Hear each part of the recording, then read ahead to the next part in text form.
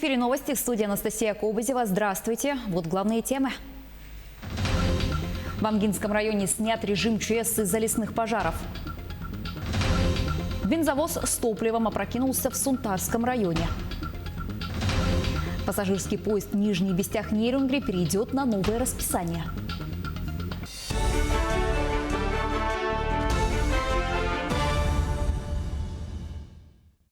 Режим ЧС межмуниципального характера, введенный из-за лесных пожаров, снят в Амгинском районе. Соответствующее распоряжение подписал глава района Николай Архипов. Режим ЧС был введен в прошлую субботу, когда крупный лесной пожар подошел к селу Оломкёль и появилась угроза жилым домам. Благодаря слаженной работе местного населения и руководства эмисского наслега удалось избежать перекидывания огня в населенные пункты. Сейчас огонь локализован. Также природные пожары действовали в Самарсунском, Миндигинском и Сугачинском наслегах. Пожароопасный сезон в Якутии закрыт, но ситуация остается под контролем. Действующих лесных пожаров нет. Первый вице-премьер региона Алексей Колодезников на итоговом совещании поблагодарил всех, кто тушил пожары. В этом году порядка 3000 сельчан упорно защищали свои населенные пункты. Огнем пройдено 5 миллионов 900 тысяч гектаров леса. Основная часть пожаров находилась в зоне контроля. Больше всего от огненной стихии пострадали Среднеколымский, Тампонский и Момский районы. Конечно же, климатические условия все-таки в этом году очень серьезно повлияли на пожароопасный сезон. Вы знаете, что аномалии очень серьезные у нас, высокие температуры на северо-востоке, в арктической зоне нашей республики, да и в центральной Вилюйской группе районов, в Западной Якутии. Очень долгие были аномалии антициклона с повышенным давлением. Осадков практически не было, и понятно, что к осени эта почва стала сухой. Но мы справились с задачей. Очень много было угроз населенным пунктам. Ни один дом не пострадал, ни один житель у нас не погиб. Это основная задача, которая по сути своей была решена. Между тем, более 2000 тонн сена сгорело в Якутии. Главам районов поручено как можно быстрее организовать работу по подсчету ущерба на местах. На возмещение приобретения кормов для скота и лошадей предусмотрено более 10 миллионов рублей. В этом году же те же самые сельхозпалы, которые происходили. Почему? Потому что травостой был не очень хороший. Пятаками скашивалось сено, а по бокам оно оставалось. И уже к августу это все в сухую траву превратилось. Вот вам, пожалуйста, результат. Понятно, что если, допустим, в Намском районе план не выполнен, то они от себя не могут взять. Возьмут в Кобяйском или в другом районе. То есть перемещения будут. Где-то внутренние районные резервы будут использоваться. Но внутри республики это все будет делаться. Бензовоз опрокинулся в Сунтарском районе. Водитель Урала ехал из села Кызылсыр, не справился с управлением, из-за чего бензовоз опрокинулся на правую сторону дороги. В результате происшествия случился разлив нефтепродуктов. Сам водитель не пострадал. По информации Минэкологии Якутии, площадь разлива 50 на 30 сантиметров. На месте ДТП отобраны пробы почвы. Теперь к последним данным оперативного штаба Якутии по борьбе с коронавирусом. За минувшие сутки в регионе выявили 85 случаев COVID-19. Больше всего заболевших по-прежнему в столице – 47 человек. 9 новых случаев в Мирнинском районе, 7 в Алданском, по 4 в Амгинском и Нерюнгринском районах, по 3 в Верхневилюйском и Алекминском районах. Также по 2 случая заболевания зафиксированы в Мегино-Кангаласском, Ленском и Аймиконском районах, по 1 в Оленёкском и Хангаласском. За минувшие сутки от коронавируса в республике скончался 1 человек. Уделить особое внимание мерам безопасности на дорогах поручил глава республики Айсан Николаев. Количество ДТП и раненых сокращается, однако смертность на дорогах республики по сравнению с аналогичным периодом прошлого года выросла на 7%. Айсан Николаев поручил администрации города усилить профилактическую и разъяснительную работу, а правительству и Минтрансу республики усилить контроль за движением межрайонных такси, учитывая сезон гололеда и распутицы.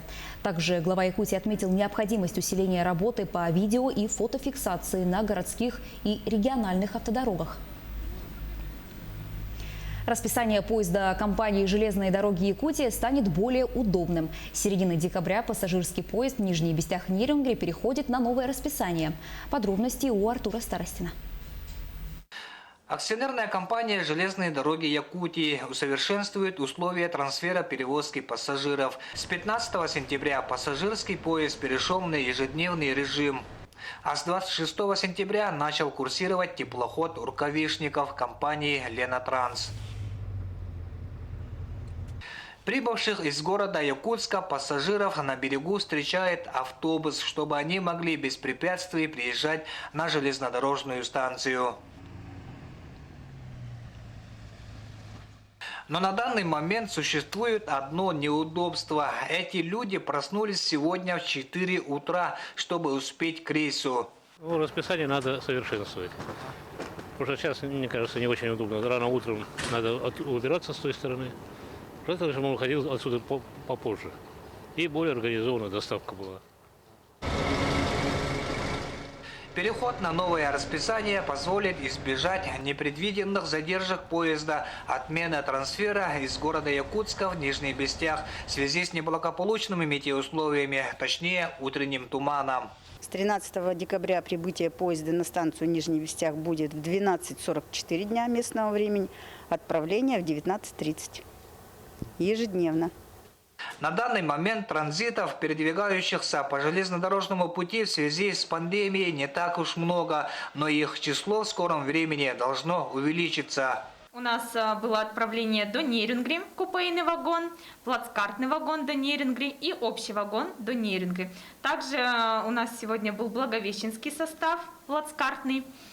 В общем, примерная численность, около 50 человек сегодня было отправление. Новый график движения станет значительно удобнее для пассажиров, которым не придется просыпаться рано утром, как вот сейчас. Этот поезд прибыл в Нижний Бестях в 5 утра, а отправился в 10 утра. Артур Старостин, Мигино-Кангаласский район. Первый этап реконструкции водоканала в Алекминске выполнен на 75%.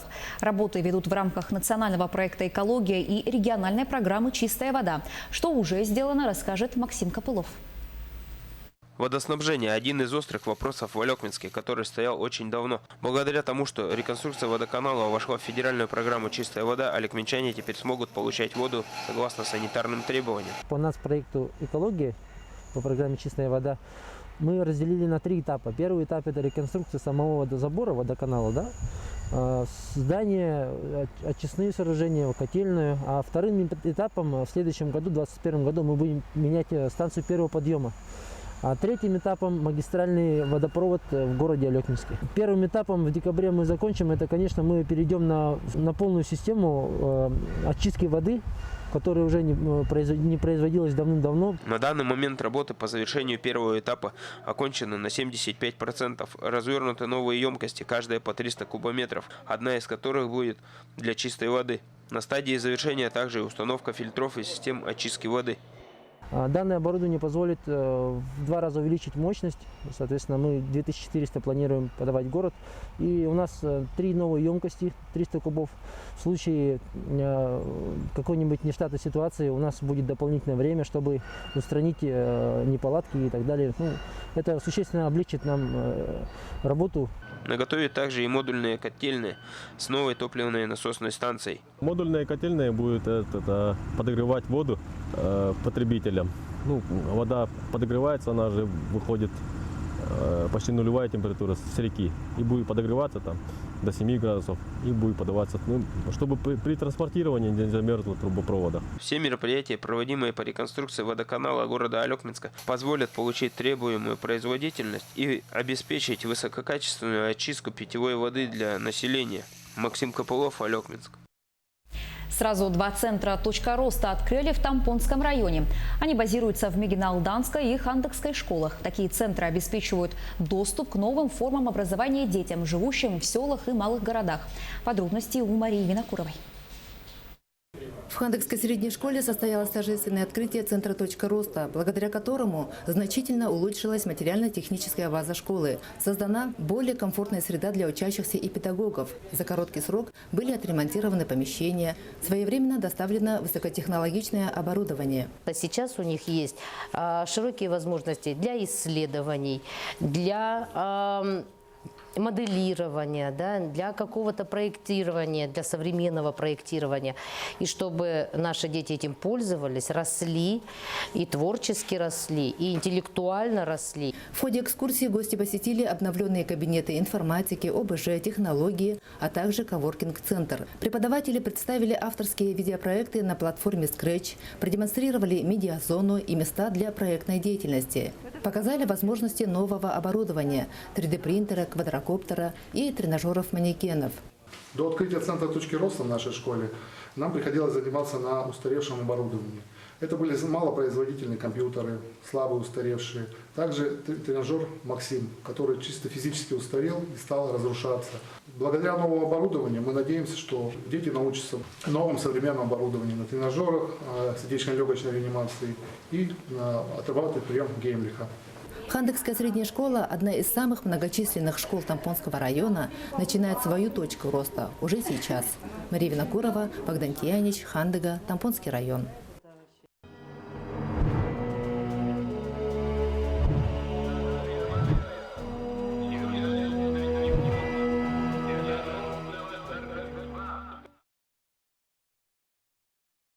В Якутии подвели итоги творческого конкурса «Это Великая Победа» 9 мая 1945 года.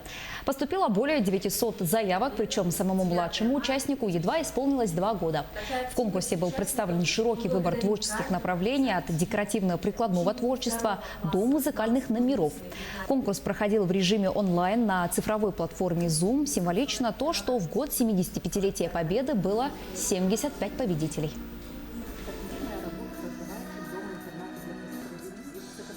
Конечно, возрастное население, это, конечно, они уже все это знают, но нас удивило то, что вот маленькие малыши, то, что вот школьники, да, они очень активно приняли участие. И хочется сказать, что память о войне, это у нас есть, существует. Финал прошли 75 призеров, и это, мне кажется, очень символично. К 75-летию Победы 75 призеров у нас сегодня.